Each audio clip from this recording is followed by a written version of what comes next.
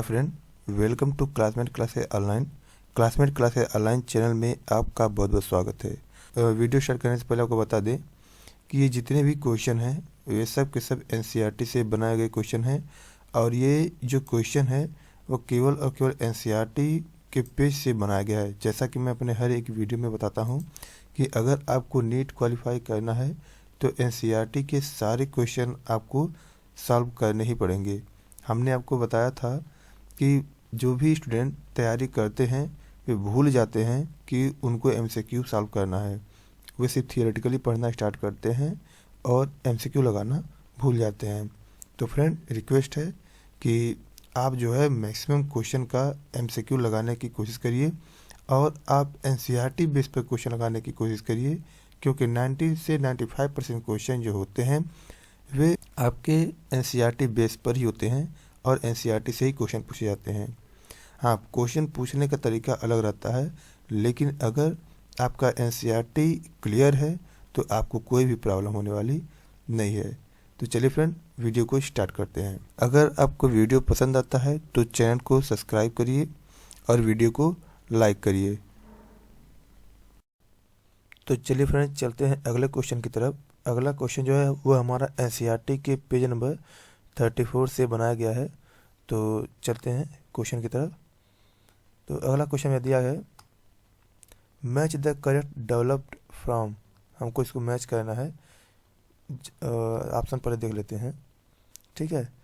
तो ये जो है आपको एनसीईआरटी के पेज नंबर 35 पर मिलेगा। तो चलिए मैच कर लेते हैं। जाइगोट जो है, जाइगोट का हो जाएगा आपका एम्ब्रियो और सेंट्रल सेल का हो जाएगा आपका एंडोस्पर्म और ओव्यूल। ओव्यूल का क्या हो जाएगा? ओव्यूल होता है सीड में कन्वर्ट हो जाता है और ओवरी क्या हो जाएगा? फ्रूट में कन्वर्ट हो जाएगा। तो आपका आंसर क्या हो जाएगा? तो मेरा आंसर हो जाएगा यहाँ पर ए का थर्ड, बी का क्या हो जाएगा? फोर्थ, सी का फर्स्ट और डी का सेकेंड। ये आपका आंसर सही हो जाएगा। चलते हैं अगले क्वेश्चन की तरफ। अगला क्वेश्चन मेरा दिया गया है, important role of endosperm is. Endosperm का इम्पॉर्टेंट रोल होता है। ऑप्शन नंबर 1 दिया है protection of developing embryo, embryo को डेवलप करना और प्रोटेक्ट करना।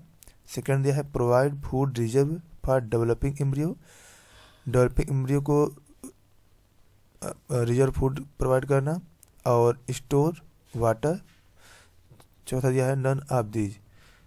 ये जो है आपको एनसीईआरटी के पेज नंबर 35 पर इसका क्वेश्चन मिलेगा। तो एंडोस्पर्म का जो रोल है वो होता है provide food reserve of developing embryo, यानी कि सेकंड नंबर ऑप्शन इसका सही हो जाएगा। आप जो है एनसीईआरटी के पेज नंबर 35 को अच्छे तरह से पढ़ लीजिए और इस क्वेश्चन को सॉल्व कर लीजिए। चलते हैं अगले क्वेश्चन की तरफ। अगला क्वेश्चन मेरा दिया गया है, in coconut the surrounding white kernel is. Coconut का जो सराउंडिंग वाइट कर्नल होता है वह होता है। ऑप्शन नंबर 1 दिया है एम्ब्रियो, सेकेंड दिया है सेलुलर एंडोस्पर्म, थर्ड दिया है एंटीपोडल रिमेन्स, फोर्थ दिया है सिनर्जिड रिमेन।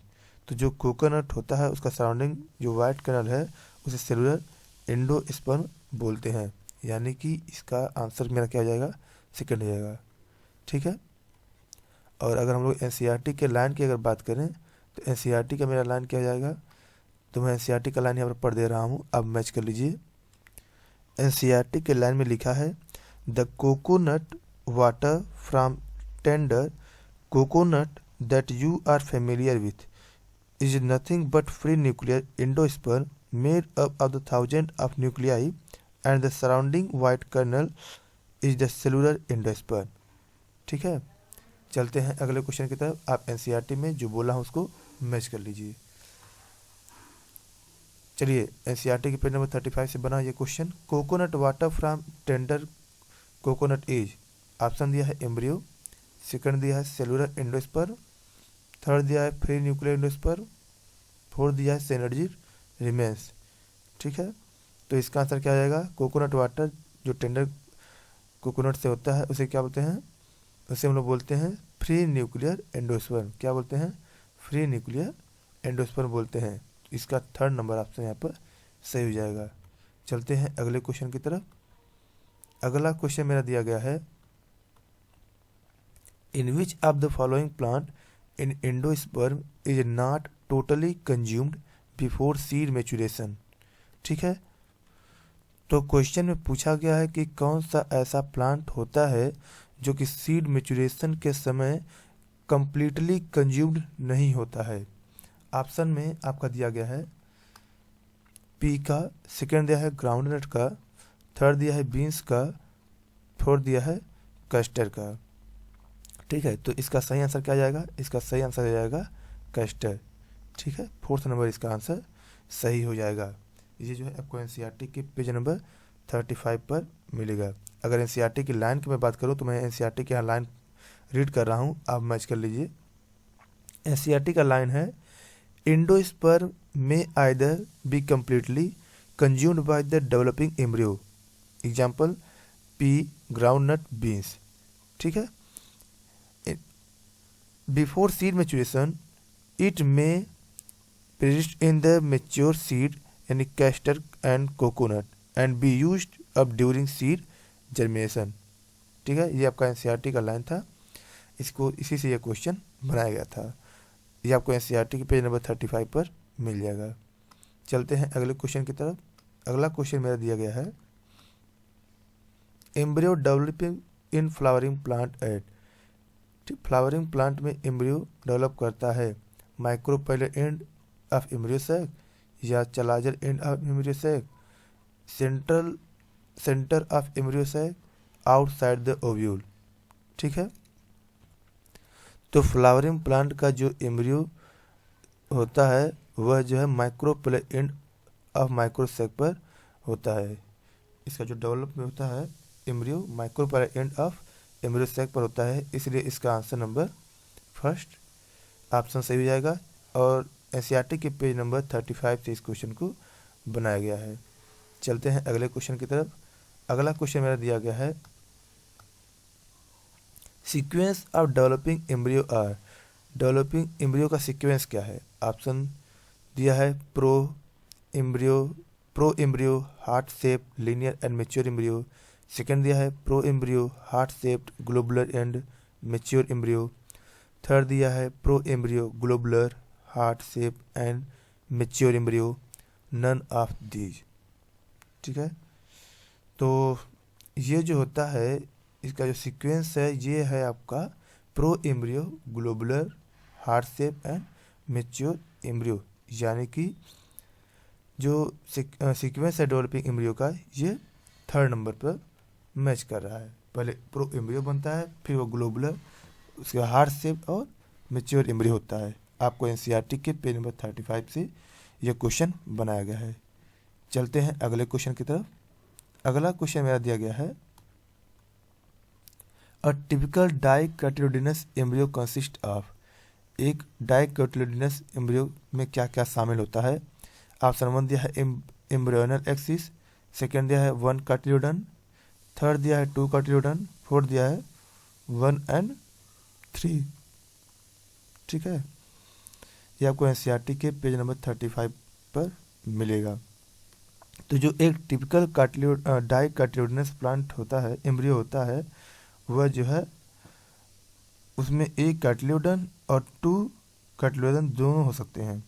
ठीक है, उसमें एक कार्टिलेडोन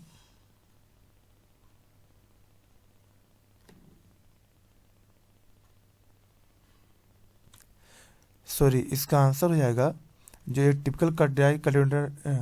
टिपिकल डाइकोटिलेडोनस एम्ब्रियो होता है उसमें एम्ब्रियोनल एक्सिस और 2 कार्टिलेडोन शामिल होता है, इसलिए इसका ऑप्शन क्या हो जाएगा 1 और 3 यहाँ पर सही हो जाएगा। ठीक है, चलते हैं अगले क्वेश्चन की तरफ। अगला क्वेश्चन मेरा दिया गया है, portion of embryonal axis above the level of cotyledons is. Option 1 दिया है हाइपोकार्टल, सेकंड दिया है एपिकार्टल, थर्ड दिया है बोथ 1 and 2, चौथा दिया है स्क्योटलम। ठीक है, तो क्वेश्चन में पूछा क्या है कि कैटिलोडेनस के ऊपर के लेवल जो कि इम्ब्रायोनियल एक्सिस का होता है वह होता है। तो the portion of embryonal axis above the level of cotyledons is the epicotyl. इसलिए इसका आंसर क्या आ जाएगा, यहाँ पर एपिकार्टल इसका आंसर हो जाएगा। चलते हैं अगले क्वेश्चन की तरफ। ये जो है आपको एनसीईआरटी के पेज नंबर 35 पर मिल जाएगा। चलते हैं अगले क्वेश्चन की तरफ। अगला क्वेश्चन मेरा दिया गया है एपिकार्टल टर्मिनेट इन। एपिकार्टल टर्मिनेट हो सकता है रेडिकल में, root tip, both 1 and 2, plumule. तो जो एपिकार्टल होता है वह टर्मिनेट हो जाता है किसमें, प्लूम्यूल में। ठीक है, तो इसलिए इसका आंसर क्या आ जाएगा मेरा, 4th नंबर सही हो जाएगा। चलते हैं अगले क्वेश्चन की तरफ। अगला क्वेश्चन मेरा दिया गया है the cylindrical portion below the level of cotyledons is called. तो जो सिलेंड्रिकल पोर्शन होता है वह क्या होता है, जो कि कैटिलोडेन के लेवल के नीचे होता है, उसको क्या बोलते हैं। ऑप्शन नंबर 1 दिया है हाइपोकार्टल, सेकेंड दिया है एपिकार्टल, थर्ड दिया है बोथ 1 and 2, फोर्थ दिया है स्क्रोटुलम। तो कैटिलोडेन्स के नीचे सिलेंड्रिकल पोर्शन को जो है हाइपोकार्टल बोलते हैं, इसलिए इसका यहाँ पर आंसर क्या हो जाएगा, फर्स्ट सही हो जाएगा। आपको ये एनसीईआरटी के पेज नंबर 35 पर इसका आंसर मिलेगा।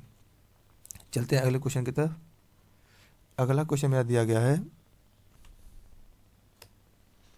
हाइपोकार्टल टर्मिनेट इन। हाइपोकार्टल टर्मिनेट्स हो सकता है, ऑप्शन दिया है 1 रेडिकल में, सेकंड दिया है कॉटिलोडेंस, थर्ड दिया है बोथ 1 and 2, फोर्थ दिया है प्लूम्यूल। ठीक है, तो जो हाइपोकार्टल होता है वह टर्मिनेट हो सकता है किसमें, रेडिकल में या रूट टिप में। किस में कन्वर्ट होता है, रेडिकल में या रूट टिप में। ठीक है, तो इसका आंसर क्या आ जाएगा मेरा, फर्स्ट नंबर सही हो जाएगा। आपको एनसीईआरटी पेज नंबर 35 से ये क्वेश्चन बनाया गया है। चलते हैं अगले क्वेश्चन की तरफ।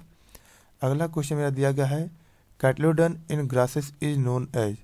जो कैटिलोडन होते हैं ग्रासेस में उसको जाना जाता है किस नाम से, हाइपोकार्टल, एपिकार्टल, रेडिकल या स्क्रोटुलम। ठीक है, या स्क्रोटुलम।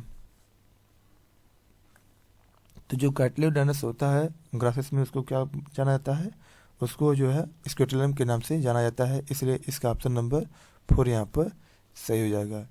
एनसीईआरटी के पेज नंबर 35 से यह क्वेश्चन बनाया गया है। चलते हैं अगले क्वेश्चन की तरफ। अगला क्वेश्चन मेरा दिया गया है in monocotyledon root cap and radicle are enclosed in an undifferentiated sheath called as.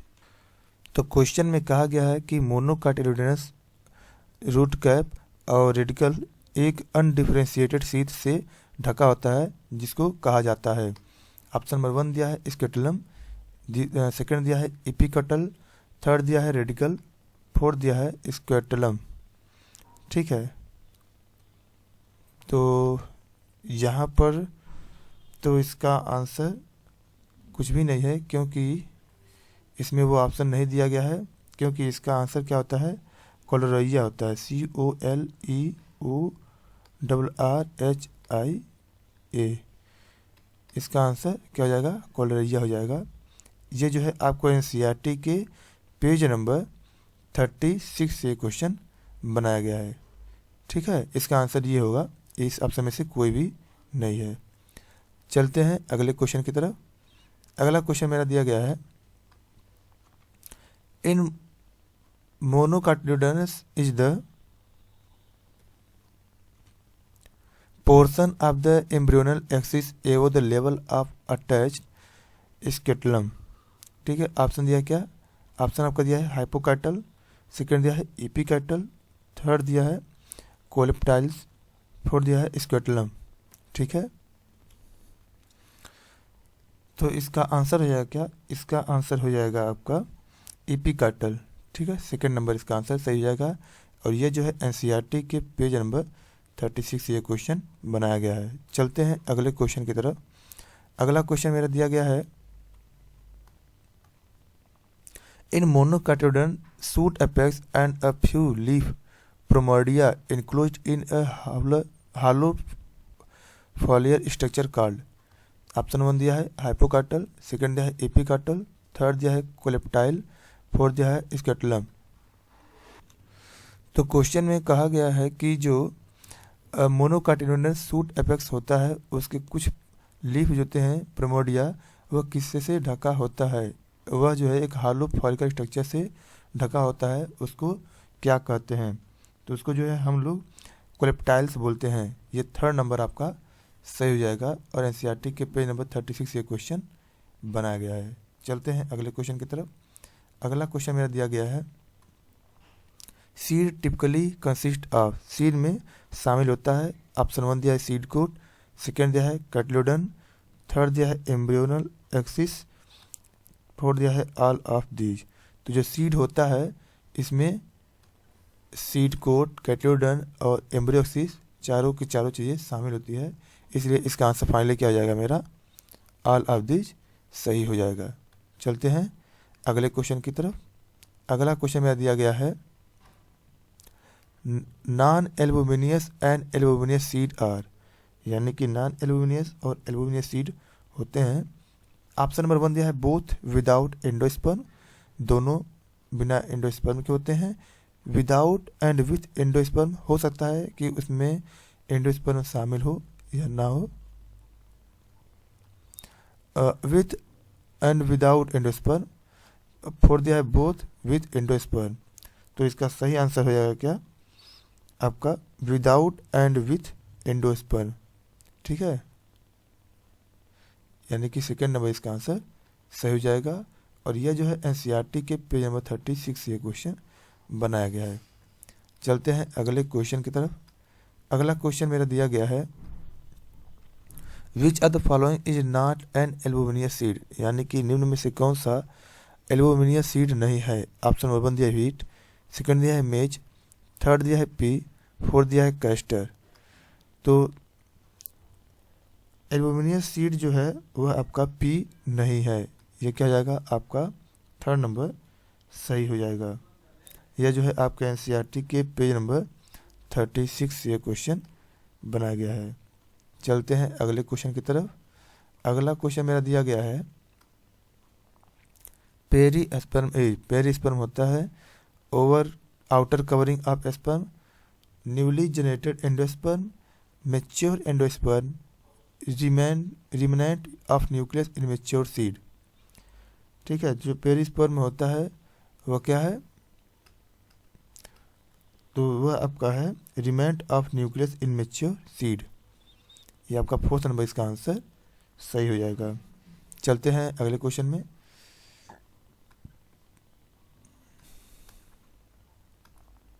अगला क्वेश्चन आपका दिया है perisperm is not present in. Perisperm कहाँ पर प्रेजेंट नहीं होता है। ऑप्शन नंबर 1 दिया है कैस्टर में, सेकंड दिया है बीट पर, थर्ड दिया है ब्लैक पेपर पर, फोर्थ दिया है ऑल ऑफ दीज पर।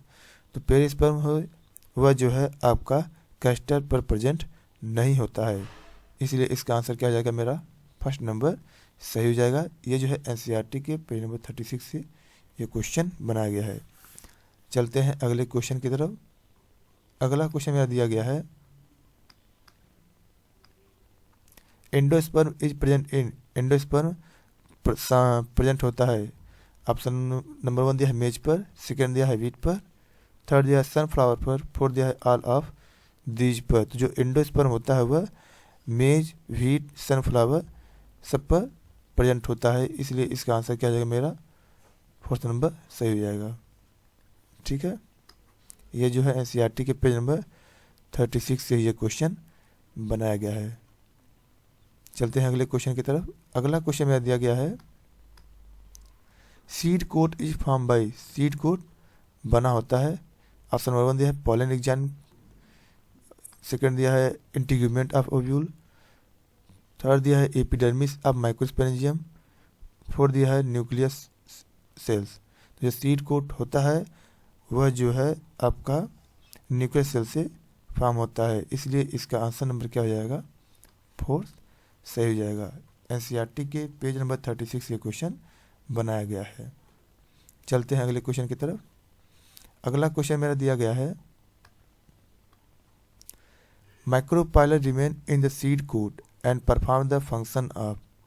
ऑप्शन नंबर 1 दिया है entry of food during germination, second दिया है entry of water during germination, third दिया है entry of oxygen during germination, fourth number दिया है entry of nitrogen during germination. ठीक है, तो इसका आंसर क्या हो जाएगा? इसका आंसर आपका हो जाएगा, अब इसका आंसर मैच करना पड़ेगा। ठीक है, तो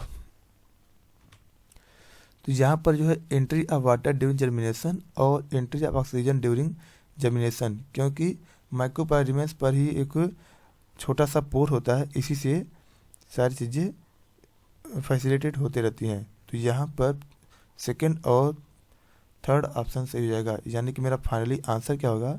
मेरा फाइनली आंसर होगा बोथ बी एंड सी। ठीक है, ये मेरा फाइनली आंसर होगा। आपके एनसीईआरटी के पेज नंबर 36 ये क्वेश्चन बनाया गया है। चलते हैं अगले क्वेश्चन की तरफ। अगला क्वेश्चन मेरा दिया गया है, as the seed mature and enter the state of dormancy. Option number 1 दिया है its water content is reduce, second दिया है seed become relatively dry and inactive, third दिया है metabolic activity of embryo slow down, fourth दिया है all of these. तो इसका आंसर क्या हो जाएगा? इसका आंसर मेरा हो जाएगा ऑल ऑफ दीज। ठीक है, यानी कि ये सारे के सारे आंसर मेरे सही हैं, ये आपका आंसर हो जाएगा। एनसीईआरटी के पेज नंबर 36 से ये क्वेश्चन बनाया गया है। चलते हैं अगले क्वेश्चन की तरफ। अगला क्वेश्चन आपका दिया गया है, dormant seed are option number 1 दिया है एक्टिवली जर्मिनेटिंग, सेकेंड दिया है इनएक्टिव, थर्ड दिया है डेड सीड, फोर्थ दिया है नन ऑफ दीज। तो जो डोरमेंट सीड होते हैं वे क्या होते हैं? इनएक्टिव स्टेज में होते हैं, यानी कि सेकेंड ऑप्शन इसका सही हो जाएगा। ये जो है आपके एनसीईआरटी के पेज नंबर 36 से क्वेश्चन बनाया गया है। तो फ्रेंड, वीडियो आपको कैसा लगा? मिलते हैं अगली वीडियो में, तब तक के लिए नमस्कार, आपका दिन शुभ रहे।